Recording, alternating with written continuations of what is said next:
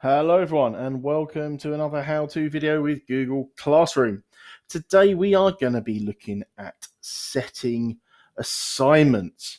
Now assignments are the most useful way to set work in Google Classroom. It allows you a number of options of how you actually distribute work, how you access it, and then how you can go on to review and mark it later. So with the main focus we're going to look at today is assignments. So let's just take you on a little tour first of the classwork section.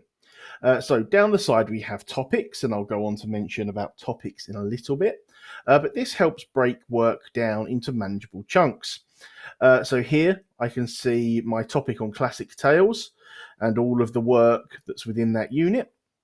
I could see the work that's within my Three Musketeers unit.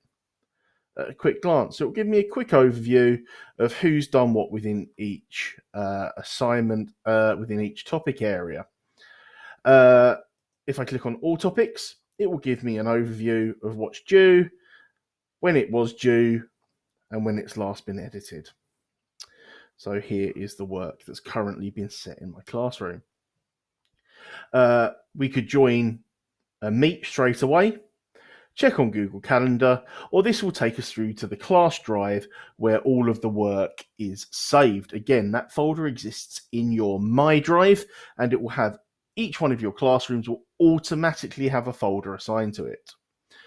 But the first thing we're going to do here is we're going to look at how to set assignments today. So the first thing I'm going to do is click on the Create button. And here it will give me a number of options.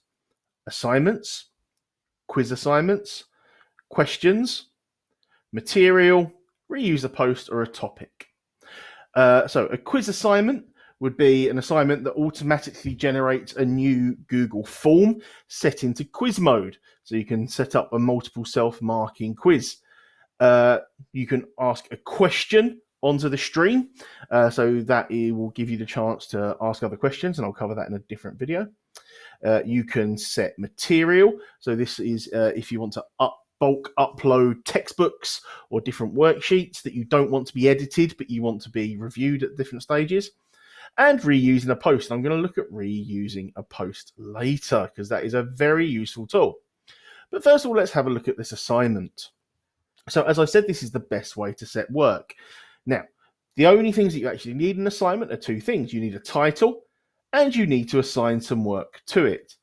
So here I'm just going to put test title. Now, instructions are optional. You could put some basic instructions in here. So starter, corrections, main,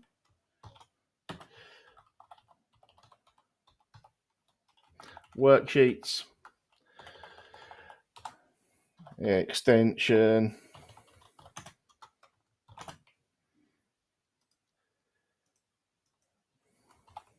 Lexia.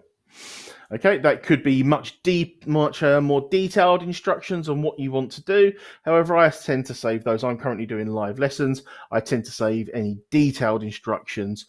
If I'm doing asynchronous learning, it will be in a video, or a live learning live feed lesson in Google Meet. So I just use this to keep basic instructions. So the next thing we're going to look at is actually adding work into this.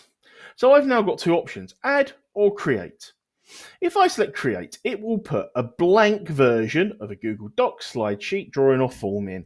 So if I've said in my instructions that you need to write an essay on the causes of the First World War, and you wanted to do that with no structure, you could just put in a blank Google Doc for people.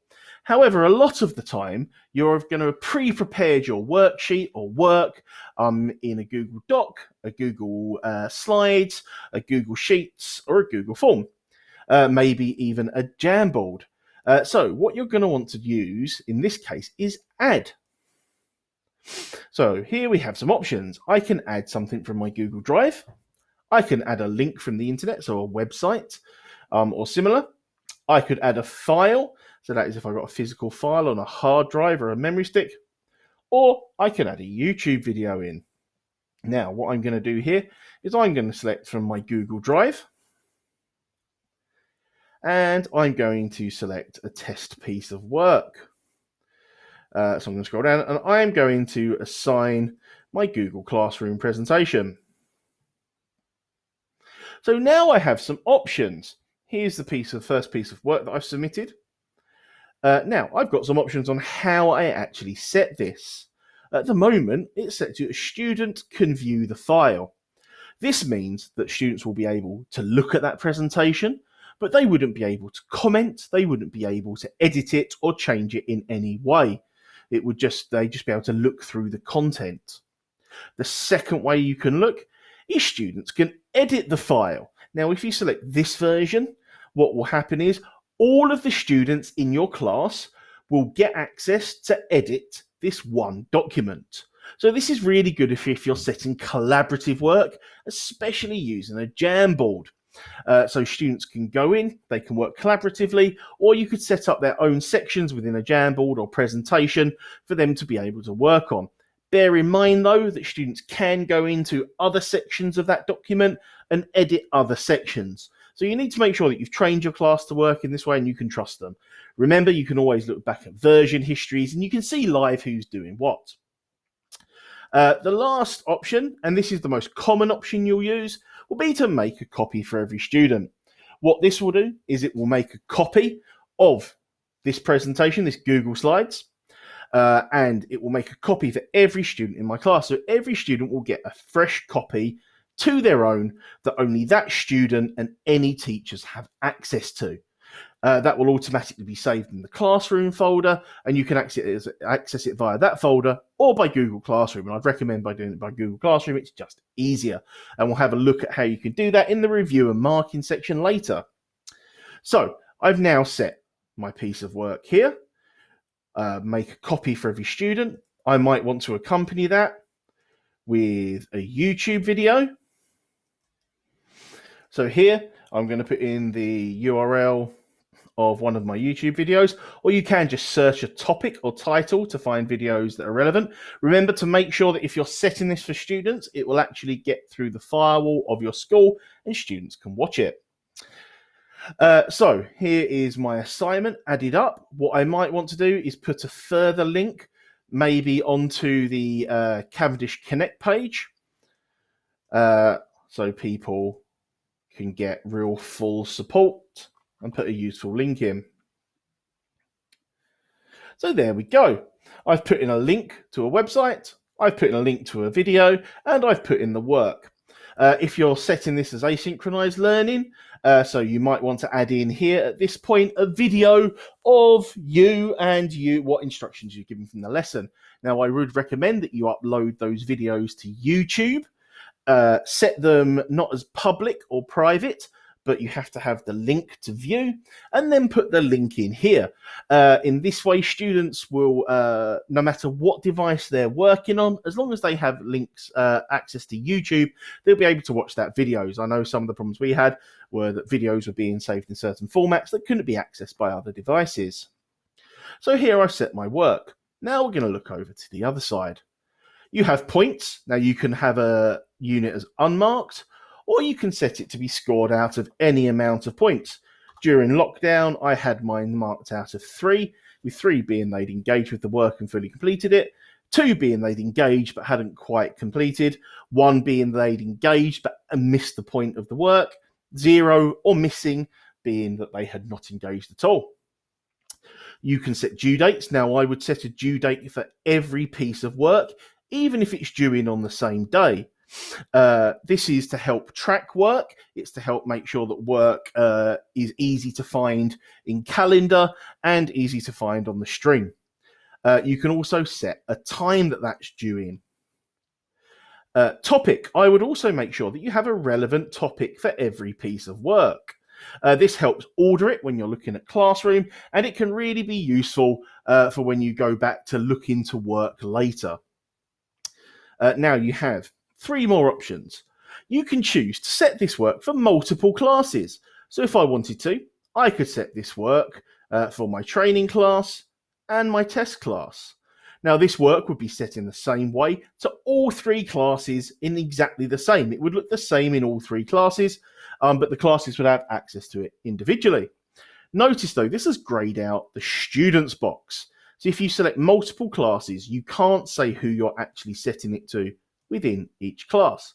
Now, if I just select one class, I can go in and I can decide which students I'm going to set to. So if you've got differentiated work and you wanted some students to try the harder work and some students to try the easier work, you can set it this way and set two separate tasks.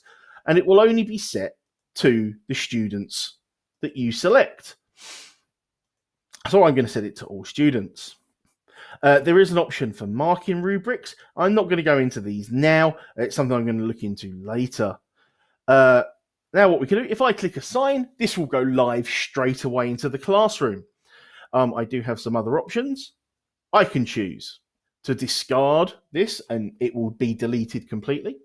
I can save it as a draft so I can go back and add to this some more at another time. Or I can schedule this to go live another day. So this is really useful for if you're doing your planning and your preparation. You can actually preset this to go live on Friday, to go live on Thursday at 1 o'clock. Now, what that was telling me is because that is due to be set after my due date, which is tomorrow. So I'm going to set that for a time that it will let me. And then I can click schedule. And then that will go live and be scheduled at that time. So here I can see that it's currently grayed out. So if it's grayed out, your students won't be able to see it at all. And I can see it's going to be scheduled for tomorrow at 1 o'clock. So at 1 o'clock tomorrow, when the students go on, they'll be able to see that work and they won't see it until that point, so they can't start it early. So that's setting assignments. Now, the other thing I'm going to show you is reusing a post. So in a very similar way to setting assignments, if you've covered entry level 3 maths addition last year and you're teaching it again this year, you can actually go into any of your previous classrooms. Now, it doesn't matter if you've archived these, it will be any classroom that you've ever been part of. So if I click back here, I can go back to previous classrooms from 2017 if I wanted to take work from there. What I'm going to do, however, is I'm going to go into my other test class, select this piece of work, and click reuse. Now, what this will do, it will create a fresh assignment for me with any of the previous work that I'd set. So here is the presentation. It's set that students can view, because that's how it was originally set, and it is set in exactly the same layout and format as the original assignment was. So at this point, I can choose to assign, I could choose to edit the points, edit whether students can just view or whether I make a copy, and then assign as I normally would. And then that would go in. So there we go. That is how you set an assignment, and that is how you reuse an assignment. I hope that was useful for you. I'm going to go into looking at how we can review work and how we can mark work in later videos. If you need any more information about creating classrooms or Google Meet, please, or the stream in Google Classroom, please check out my previous videos on the YouTube channel. If you need any more support, please feel free to send me an email. If you enjoyed this, please like the video, share the video to any colleagues that you may have, and subscribe to the channel. Okay, hopefully that was useful. I will see you all soon and try and make the best out of distance learning as it is. Have a great time, and hopefully you will see me soon.